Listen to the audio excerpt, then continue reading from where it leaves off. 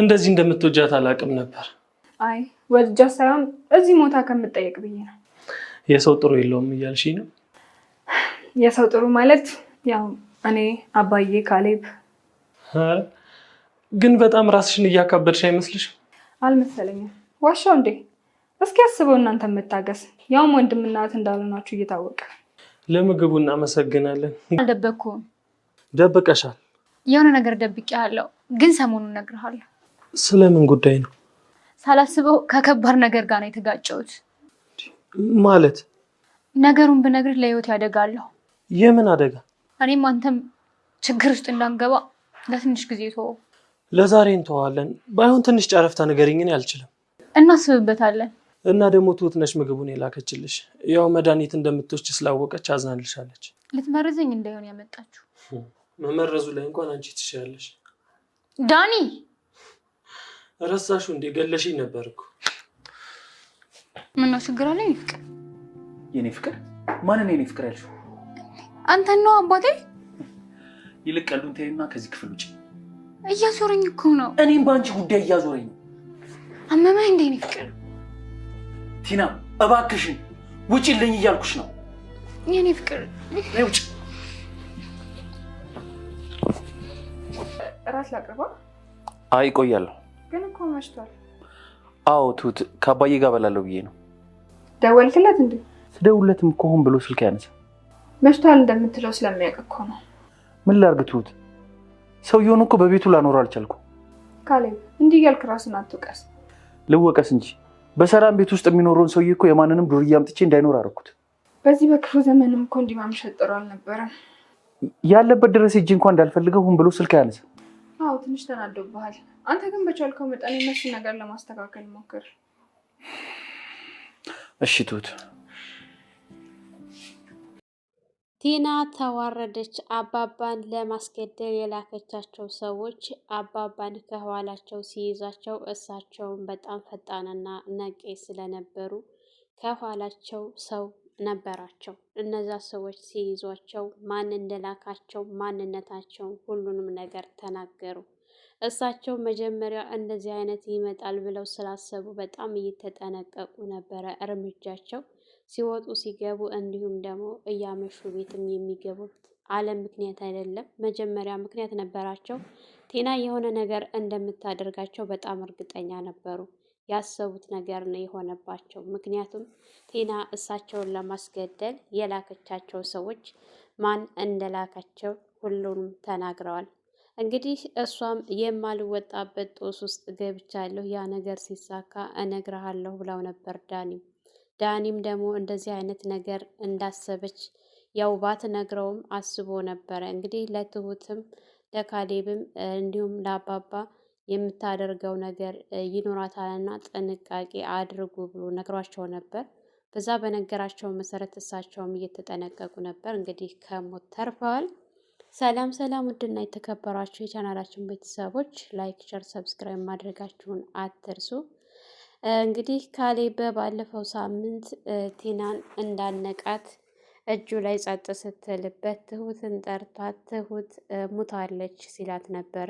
ትሁትም መታ አንገቷን ስትፈትሻት አለች አልሞተችም እየተነፈሰች ነው ብላ ስትለው ካሌብን እሺ ቶሎ ወደ ሆስፒታል ብለው ሆስፒታል ከወሰዷት ወደ ቤት ከተመለሰች በኋላ እንግዲህ እያሰቃየቻቸው ትገኛለች። ምክንያቱም መጀመሪያ እሷ ሰበብ ነው የምትፈልገው፣ እንደዚህ አይነት ነገር እንዲፈጠር ነው የፈለገችው። ከዚህ ቤት አልወጣም አሞኛል ብላ ለመተኛት ምክንያት እየፈጠረች ነበር። ያ ነገር ደግሞ በሚገባ ተሳክቶላታል።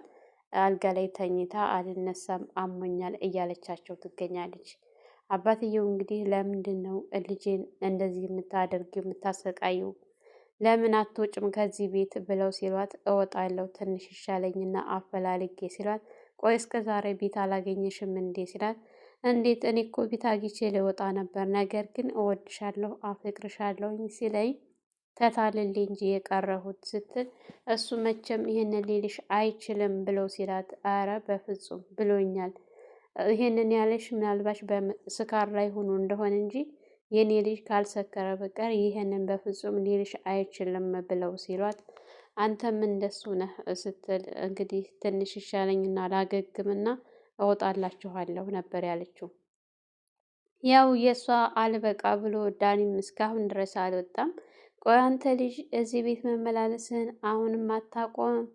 አንተንም እሷን የጀመረ እጅ አንተን እንዳይጨርስህ ነው የምፈራው። እዚህ ቤት ብታቆም ይሻልሃል ብላ ብትለው ትሁት በጭራሽ አላቆም፣ ምንም ነገር አይመጣም። ካሌብን ፈርቼ ነው ከዚህ ቤት የምቀረው፣ መቼም አልቀርም ብሎ ሲላት ነበረ።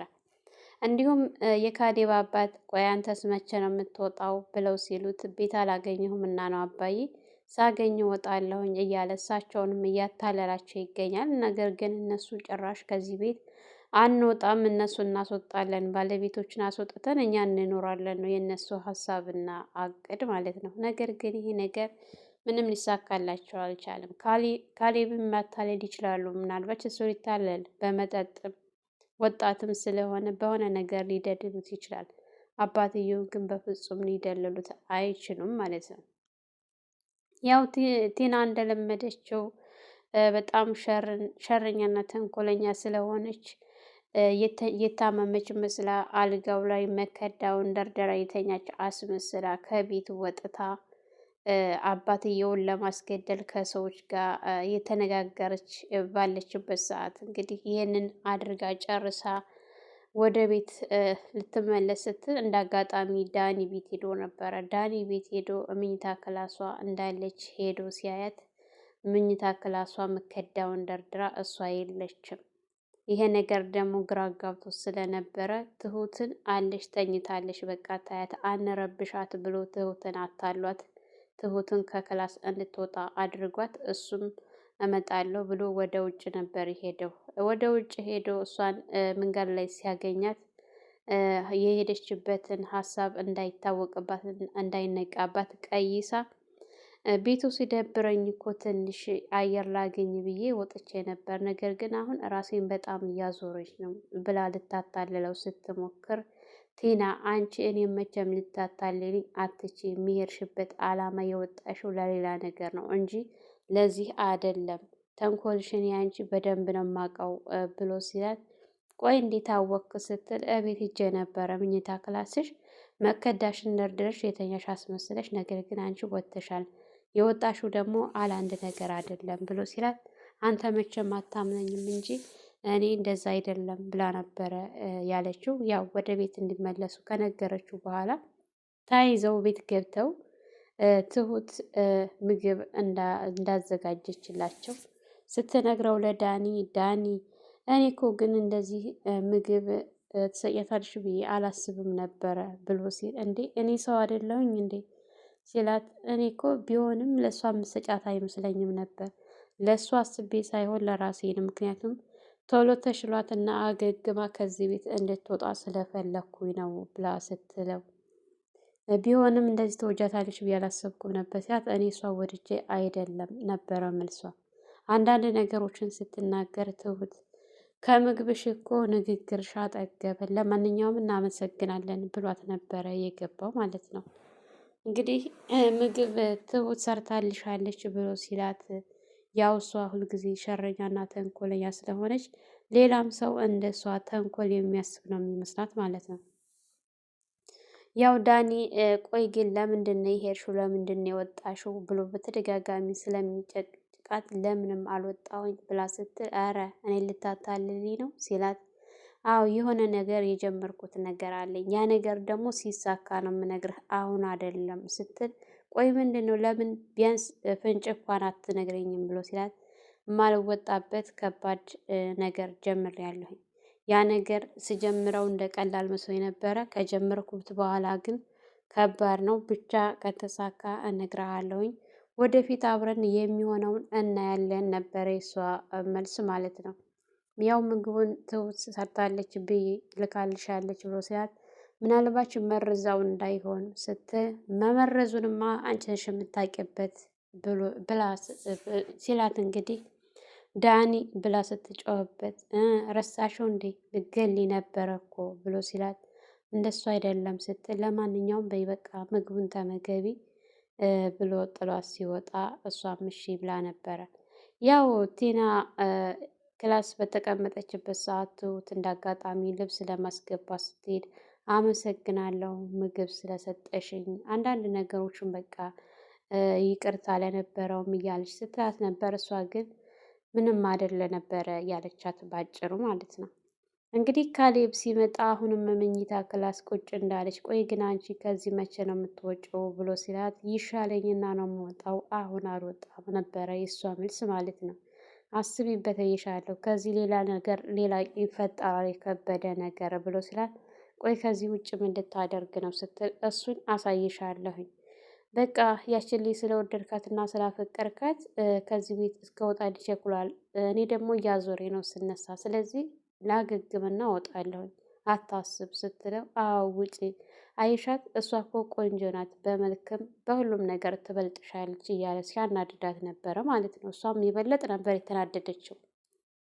የካሌብ አባት እንግዲህ እዚህ ቤት መመላለሳቸውን አቁመዋል። ምክንያቱም በእነሱ ምክንያት ቤቱን በጣም ጠልቼዋለሁኝ። እነሱ አንለቅም ብለዋል። እኔ ልልቀቅላቸው፣ ቢያንስ ለአዳሪ እንደዚህ እያመሸሁ እመጣለሁ ነበር ያሉት። ይሄ ነገር ደግሞ ለቴና ጥሩ አጋጣሚ ስለሆነ እንደ አጋጣሚ ወደ ውጭ ወጥታ ልታስገድላቸው ለነገረቻቸው ሰዎች እያመሸ እንደሚገባ እንዲሁም ፎቶውን ስታሳይ ነበረ። ያው ማንም ሳይነቃባት ሾለክያች ነው እየደረሰች የምትመጣው።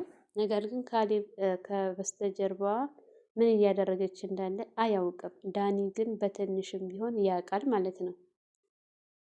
ያ አባትየው በጣም ሲያመሽበት ሰግቶ ነበረ ካሌብ። እሳቸውም ምንድነው የሚያሳስባችሁና የሚያስጨንቃችሁ ነገር ምንም የለም ብለው እሺ በቃ አባዬ አሁን የሚበላ ላቅርብ ስትል በልቼን የመጣሁት አያስፈልገኝም ብለዋት ነበረ። ገብተው ወደ መኝታ ክላሳቸው የገቡት እንግዲህ ካሌብ እንደዚሁ ድጋሚ አሁንም ቴናን መኝታ ክላሷ ሲያያት ቆይ አንቺ አሁንም አልተነሳሽም? ምን ነው ሞቀሽሳ? ይሄንን ቤት አትለቅም እንዴ ብሎ ሲያት እለቅልሃለሁኝ ስትል ነበረ።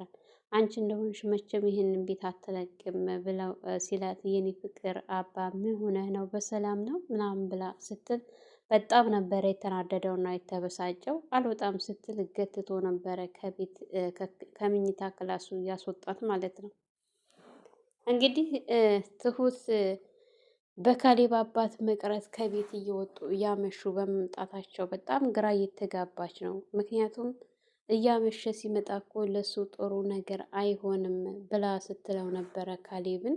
ካሌብ እንግዲህ ምግብ አልበላም ነበረ ለአቅርቦች ስትል አባዬን እየጠበቅኩ ነው፣ እሱ ሲመጣ እበላለሁኝ፣ አሁን አላሰኘኝም እና ነው ምግብ ብሎ ሲላት፣ እሺ ለማንኛውም ግን አባዬ በጣም ተቆጥቷል፣ በጣም ተቀይሟል።